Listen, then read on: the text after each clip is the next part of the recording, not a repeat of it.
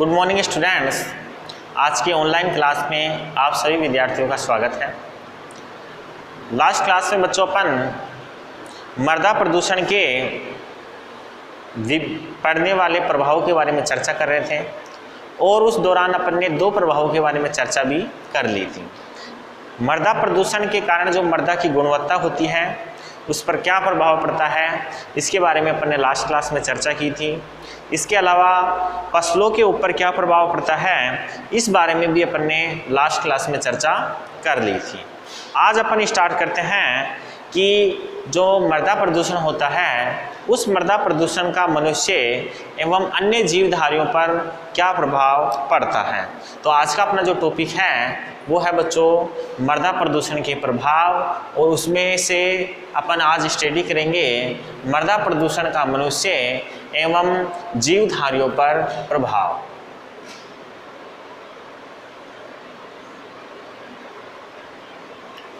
मृदा प्रदूषण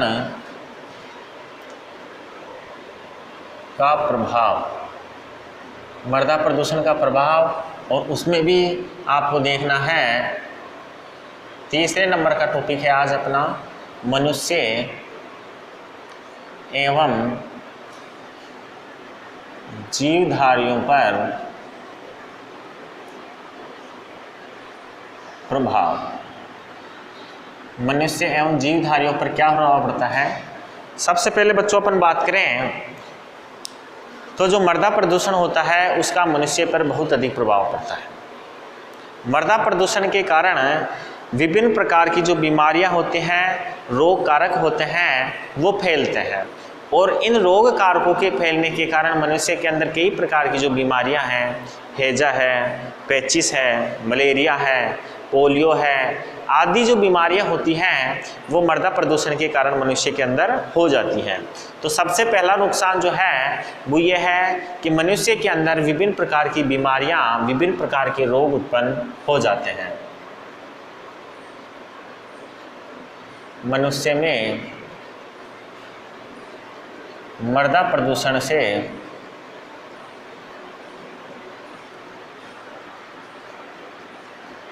विभिन्न रोग जैसे हैजा, पेचिस, मलेरिया, पोलियो आदि हो जाते हैं।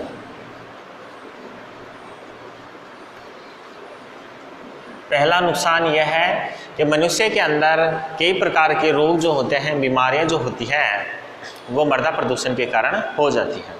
इसके अलावा यदि हम बात करें तो देखो बच्चों, जो प्रदूषित मृदा होती हैं उस प्रदूषित मृदा के अंदर यदि फसलें उगाई जाती हैं तो अपशिष्ट या अब जो हानिकारक विषाक्त पदार्थ होते हैं वो उन फसलों के अंदर पहुंच जाते हैं, और उन फसलों के द्वारा मनुष्य में, जीवधारियों में कई प्रकार की बीमारियां उत्पन्न हो जाती हैं।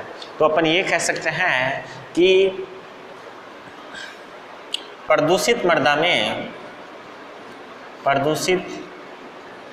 में फसलें उगाने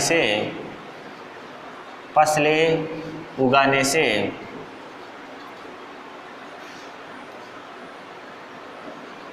कई विषाक्त तत्व फसलों में पहुंच जाते हैं, जिससे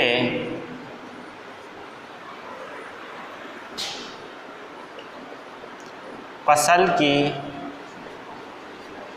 गुणवत्ता खराब हो जाती है। देखो बच्चों, प्रदूषित जो फसलें होती हैं उन प्रदूषित फसलों के अंदर यदि क्या किया जाता है, फसलों को उगाया जाता है, तो उस दौरान कई प्रकार के जो विषाक्त पदार्थ हैं वो फसलों में पहुंच जाते हैं और फसलों की जो गुणवत्ता होती है वो नष्ट हो जाती है। तो इस प्रकार से बच्चों ध्यान रखना है कि प्रदूषित जो फसलें होती हैं ये मृदा प्रदूषण के कारण हो जाती हैं। इसके अलावा बच्चों जो प्रदूषित मृदा वाले क्षेत्र होते हैं, उन मृदा वाले क्षेत्रों के अंदर लगातार किण्वन की जो प्रक्रिया होती है, उस किण्वन की प्रक्रिया के कारण वहाँ पर दुर्गंध उत्पन्न होने लगती है, वहाँ पर प्रदूषण होने लगता है, जिसके कारण क्या होता है कि दुर्गंध की स्थिति उत्पन्न होने से वहाँ पर रहने योग्य जो जगह होती हैं वो प्रभावित हो जाती हैं। तो मैं यहाँ नोट कर रहा हूँ कि प्रदूषित मृदा वाले क्षेत्रों में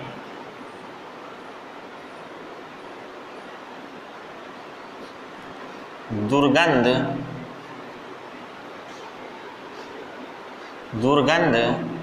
व दुर्गंध की स्थिति उत्पन्न होने से वातावरण रहने योग्य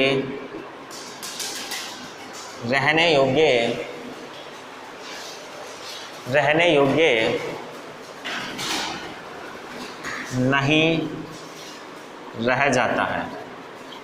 देखो बच्चों, क्या होता है कि जो वातावरण होता है वो रहने योग्य नहीं होता है जब वहाँ पर प्रदूषण हो जाता है। और ये जो प्रदूषण होता है ये सामान्यतः किस कारण होता है? ये वहाँ की दुर्गंध की स्थिति के कारण हो जाता है। इसके बाद आगे अपन देखते हैं कि आगे क्या प्रभाव पड़ता है मृदा प्रदूषण का, वो है आर्थिक हानि। अगला जो प्रभाव है बच्चों वो है आर्थिक हानि।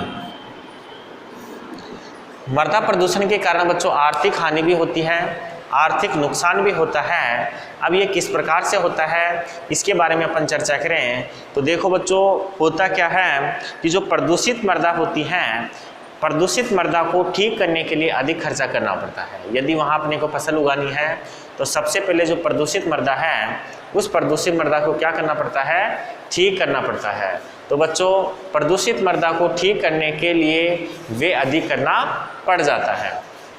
तो यहाँ पर नोट करते हैं कि प्रदूषित मृदा को ठीक करने में वे अधिक हो जाता है। जो प्रदूषित मृदा होती है उस प्रदूषित मृदा को ठीक करने के लिए खर्चा जो होता है वो कैसा हो जाता है बच्चों? अधिक हो जाता है।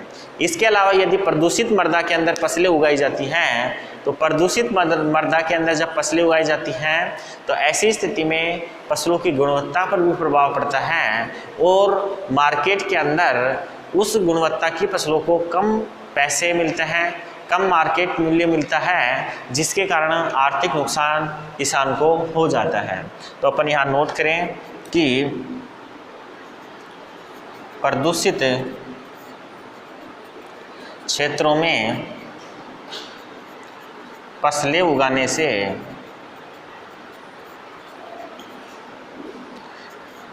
फसल की गुणवत्ता खराब हो जाती है, जिससे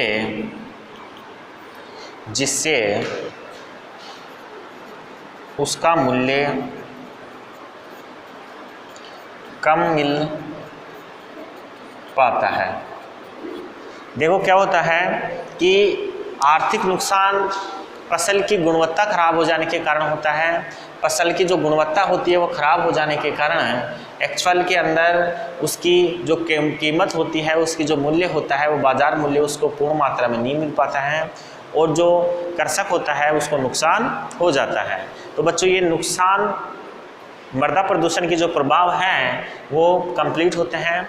आगे अपन देखते हैं मृदा प्रदूषण नियंत्रण किस प्रकार से किया जा सकता है। तो मृदा प्रदूषण नियंत्रण के लिए क्या कदम उठाए गए हैं उनके बारे में अपने को चर्चा करनी है।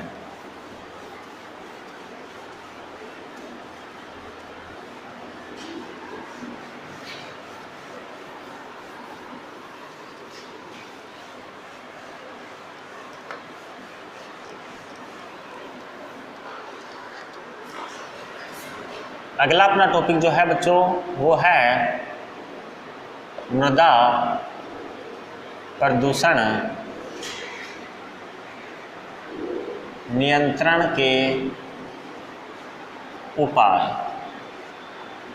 मृदा प्रदूषण नियंत्रण के उपाय कौन कौन से हो सकते हैं, क्या क्या कदम हम मृदा प्रदूषण नियंत्रण के लिए कर सकते हैं, किस प्रकार से मृदा को प्रदूषित होने से हम बचा सकते हैं, इस संबंध में हम क्या क्या कर सकते हैं, इसके बारे में अपने को चर्चा करनी है। देखो बच्चों, सबसे पहले अपन बात करते हैं कि हम कुछ विधियों के माध्यम से, कुछ तकनीकी के माध्यम से मृदा प्रदूषण को नियंत्रित कर सकते हैं, मृदा प्रदूषण में सुधार कर सकते हैं। तो वो तकनीक कौन कौन सी है उसके बारे में अपन चर्चा कर लेते हैं। सबसे पहले अपन देखते हैं हम निम्न विधियों से मृदा प्रदूषण को कम कर सकते हैं। मृदा प्रदूषण को कम करने के लिए कुछ विधियां अपन ने काम में ले सकते हैं। इन विधियों के माध्यम से मृदा को प्रदूषित होने से बचाया जा सकता है, या मृदा प्रदूषित हो गई है तो उसमें सुधार किया जा सकता है। सबसे पहली विधि जो है वो है भू निक्षेपण विधि। भू निक्षेपण विधि।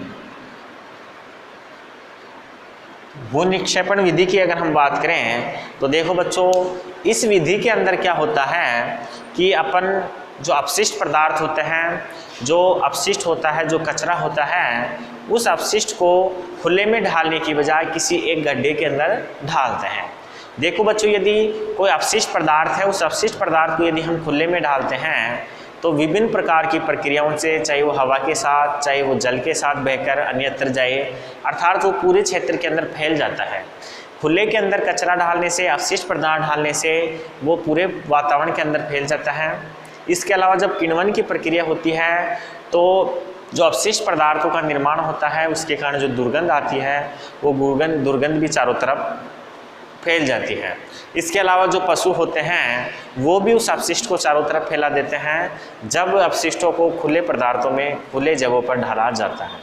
लेकिन यदि हम इसी अपशिष्ट को किसी गड्ढे के अंदर डालें तो उसके कारण उस अपशिष्ट के चारों तरफ फैलने की जो प्रक्रिया होती है वो कम हो जाती है। उसके अपघटन की प्रक्रिया भी एक निश्चित जगह पर ही होती है। यदि हम उस गड्ढे को ऊपर से मिट्टी डाल के दबा दें, उसको कंप्लीट कर दें, तो दुर्गंध की स्थिति भी बाहर उत्पन्न नहीं होती है। तो इस प्रकार से हम कचरे के निस्तारण के लिए क्या कर सकते हैं कि उसे एक गड्ढे के अंदर डालें जिससे उसके चारों तरफ फैलने की स्थिति ना हो और मृदा भी प्रदूषित ना हो। इससे 2-3 बेनिफिट अपने को हो सकते हैं।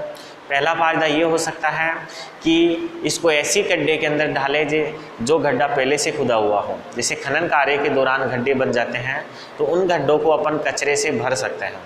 दूसरा बेनिफिट ये होता है कि यदि हम कार्बनिक पदार्थों को गड्ढे में डालते हैं तो किण्वन के बाद उस गड्ढे के अंदर जैविक खाद का निर्माण हो जाता है और इस जैविक खाद को हम उस गड्ढे से निकालकर खेतों में प्रयोग कर सकते हैं। और जैविक खाद के साथ साथ बच्चों जो आपके अपशिष्ट पदार्थ होते हैं उससे जो खाद बनती है वो खाद फसलों के लिए अधिक लाभदायक होती है रासायनिक खाद की तुलना में। तो अपन भू निक्षेपण विधि के बारे में यहाँ बात करते हैं। तो यहाँ लिखते हैं अपन इसमें कि इस विधि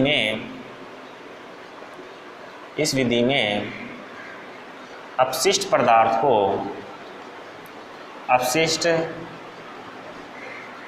को खुली जगह पर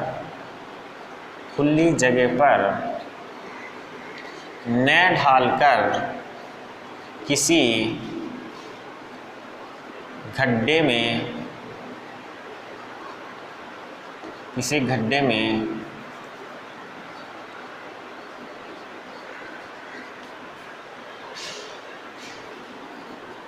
ढाल दिया जाता है,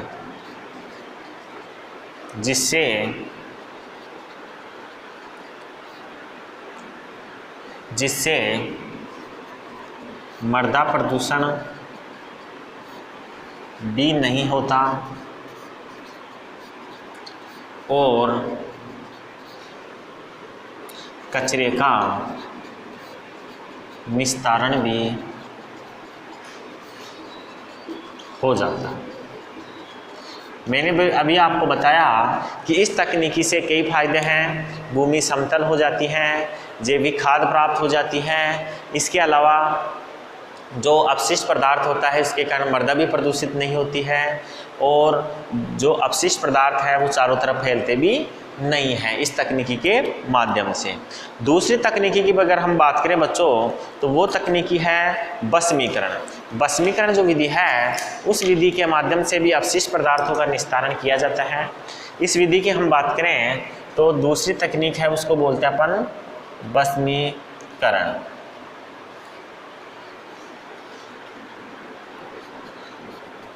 भस्मीकरण विधि में क्या होता है कि जो अपशिष्ट पदार्थ होते हैं उन अपशिष्ट पदार्थों को बच्चों क्या किया जाता है, जलाकर नष्ट कर दिया जाता है। जो पदार्थ होते हैं उन पदार्थों को जब जलाया जाता है तो जलाने के लिए उचित यंत्रों का उपयोग किया जाता है, उचित तकनीकी काम में ली जाती हैं जिसके कारण प्रदूषण कम से कम हो। ऐसा माना जाता है कि अपशिष्ट पदार्थों को जलाकर नष्ट करने से लगभग अपशिष्ट का 80% भाग जो होता है वो राख के रूप में नष्ट हो जाता है। अर्थात इस तकनीकी के माध्यम से हम अपशिष्ट पदार्थ की मात्रा जो होती है उसको कम कर सकते हैं। कुल मिला के केवल 20% अपशिष्ट ही बचता है और उस 20% अपशिष्ट को अपन उचित निस्तारण के द्वारा क्या कर सकते हैं, मृदा प्रदूषण होने से रोक सकते हैं। तो सामान्यतः ये जो तकनीकी है वो शहरी क्षेत्रों में प्रयुक्त होती हैं। वहाँ की जो नगरपालिका होती है वो प्राप्त होने वाले कचरे को एक निश्चित यंत्र में, एक निश्चित संयंत्र में ढालकर उसको नष्ट कर देती है, उसको जला देती है और इस प्रकार से मृदा को प्रदूषित होने से बचाया जाता है। तो अपन यहाँ नोट करते हैं इस विधि में शहरों में एकत्रित अपशिष्ट को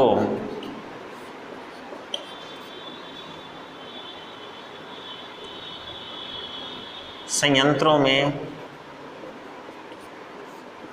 जलाकर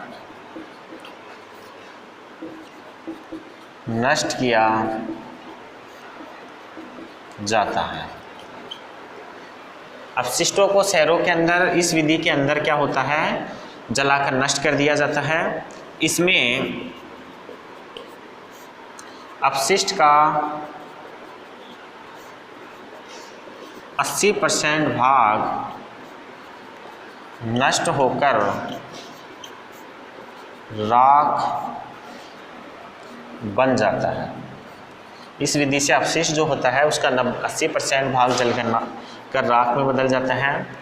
और लेकिन ध्यान रखने की बात है कि ये जो विधि है वो थोड़ी खर्चीली होती है, उसके लिए उच्च तकनीकी की आवश्यकता होती है, ऐसे संयंत्रों की आवश्यकता होती है जो काफ़ी खर्चीले होते हैं। परंतु यह विधि अधिक खर्चीली होती है। ये विधि जो होती है बच्चों वो खर्चीली होती है। इसके कारण जो उपकरण होते हैं, संयंत्र लगाए जाते हैं वो काफ़ी खर्चीले आते हैं, इसलिए इस विधि का उपयोग जनरली कम किया जाता है। नेक्स्ट विधि जो है बच्चों वो है पुनः चक्रण। तीसरी विधि का नाम है बच्चों वो है पुनः चक्रण विधि। देखो बच्चों, रिसाइकिल विधि भी इसे कहते हैं।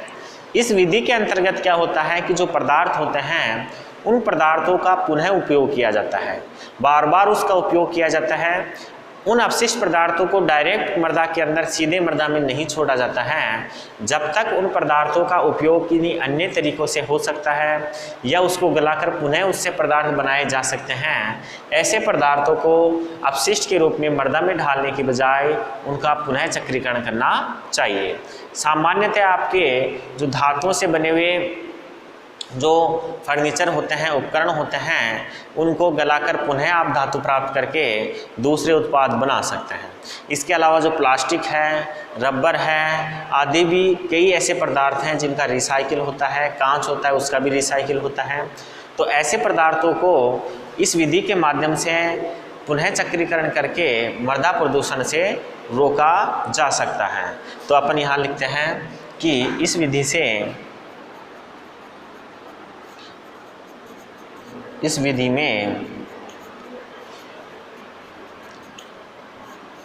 में अपशिष्ट पदार्थों को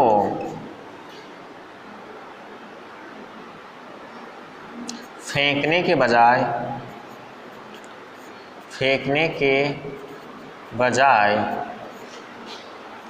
उसका पुनः चक्रीकरण किया जाता है। इसके लिए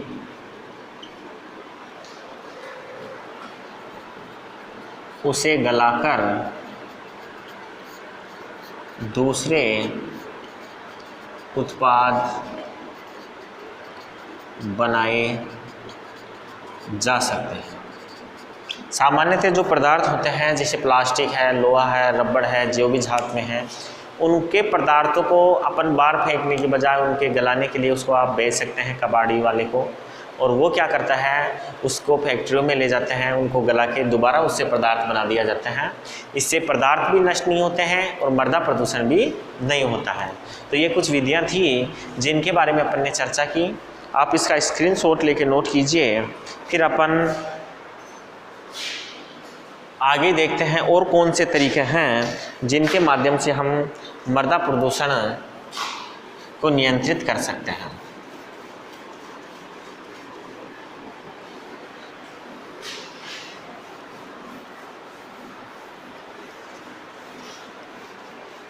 ये बच्चों कुछ विधियां हैं मृदा प्रदूषण नियंत्रण की। अब हम बेसिक तरीके हैं जिन्हें अपनाकर मृदा प्रदूषण को रोक सकते हैं।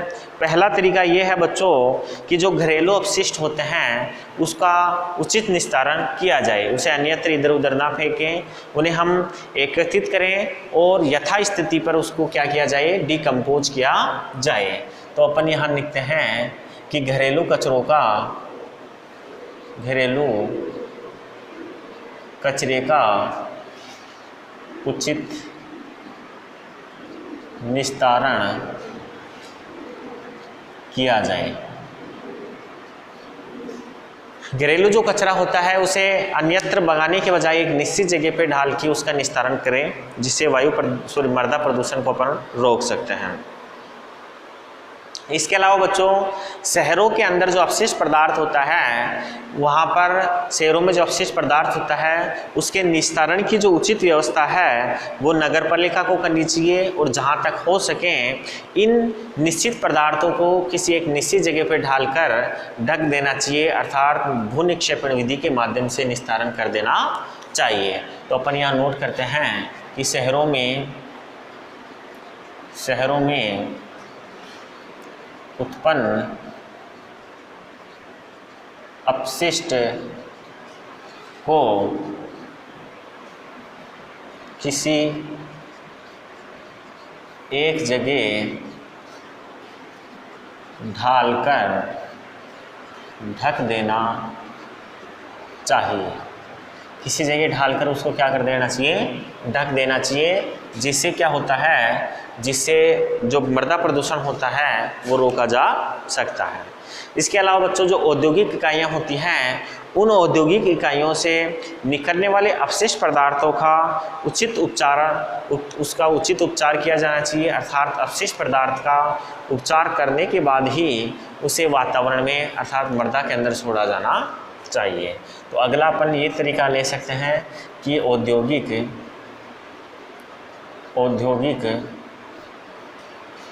अपशिष्ट को उचित उपचार के बाद ही मृदा में छोड़ा जाए। उचित तकनीकी के माध्यम से, उचित उपचार के माध्यम से अपशिष्ट को ठीक करने के बाद उसे मृदा में छोड़ा जाए, जिससे क्या होगा, मृदा प्रदूषण कम से कम होगा। इसके अलावा बच्चों, कृषि क्षेत्र के अंदर जो अपशिष्ट पदार्थ होते हैं, उन अपशिष्ट पदार्थों को आपको खेतों के अंदर ही एक जगह इकट्ठा कर लेना चाहिए और उसे जैविक खाद में बदलने के बाद उस अपशिष्ट का उपयोग आप खेत के अंदर खाद के रूप में कर सकते हैं। तो अगला कदम ये उठा सकते हैं कि कृषि अपशिष्ट को खेत में एकत्रित कर उसे जैविक खाद में बदलकर काम में लेना चाहिए। जैविक खाद में बदलकर हमें उसे काम में लेना चाहिए, उसे अन्यत्र इधर उधर नहीं फेंक देना चाहिए। इससे एक तो जैविक खाद की जो समस्या होगी वो समाप्त हो जाएगी, दूसरा उचित निस्तारण भी हो जाएगा। इसके अलावा बच्चों, विभिन्न प्रकार के जो पेस्टिसाइड्स होते हैं, विभिन्न प्रकार के जो रासायनिक उर्वरक होते हैं, उनका उचित उपयोग करना चाहिए। रासायनिक उर्वरक व कीटनाशकों का उचित उपयोग किया जाए। अर्थात ज़्यादा मात्रा में हमें इन पदार्थों का उपयोग नहीं करना चाहिए, क्योंकि ज़्यादा मात्रा में उपयोग करने से ये मृदा को प्रदूषित करने का काम कर देते हैं। इसलिए कम मात्रा में ही उचित हो उतना ही इसका उपयोग करना चाहिए। इसके अलावा बच्चों, जो भूमि का कटाव होता है, अपरदन होता है, उत्खनन होता है, ऐसी क्रियाओं को कम से कम होने देना चाहिए, क्योंकि ये क्रियाएं सामान्यतः मृदा प्रदूषण को बढ़ाती है। तो अपन यहाँ लिखते हैं भूमि कटाव,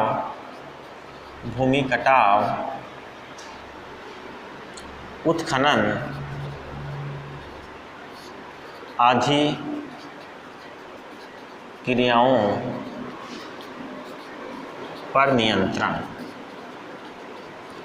उत्खनन और जो भूमि कटाव की प्रक्रिया होती है, उनको अपने को क्या करना चाहिए, नियंत्रित करना चाहिए, कम से कम करना चाहिए, जिससे मृदा प्रदूषण कम मात्रा में हो। इसके अलावा बच्चों, सामान्यतः जो मृदा प्रदूषण होता है, उस मृदा प्रदूषण का मुख्य कारण ये होता है कि सिंचाई जल जो होता है उसके उचित निष्कासन की व्यवस्था नहीं हो पाती है, और उचित निष्कासन की व्यवस्था न होने के कारण मृदा अम्लीय क्षारीय हो जाती है। तो ध्यान रखना है कि सिंचाई जल है उसकी खेत में उचित निस्तारण की व्यवस्था, जल निकास की व्यवस्था उचित होनी चाहिए। सिंचाई जल के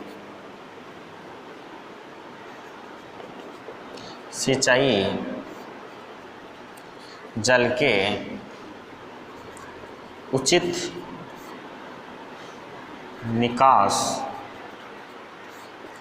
की व्यवस्था होनी चाहिए। देखो बच्चों, ये कुछ कदम हैं जिनके माध्यम से हम मृदा प्रदूषण को रोक सकते हैं। आज की क्लास अपनी यहीं तक रहेगी। नेक्स्ट क्लास के अंदर अपन अगला प्रदूषण स्टार्ट करेंगे और जिसका नाम होगा ध्वनि प्रदूषण। नेक्स्ट क्लास के अंदर अपन पढ़ेंगे ध्वनि प्रदूषण के बारे में। आज की क्लास अपनी यहीं तक रहेगी। नेक्स्ट क्लास में अपन पढ़ेंगे ध्वनि प्रदूषण के बारे में। थैंक यू, धन्यवाद।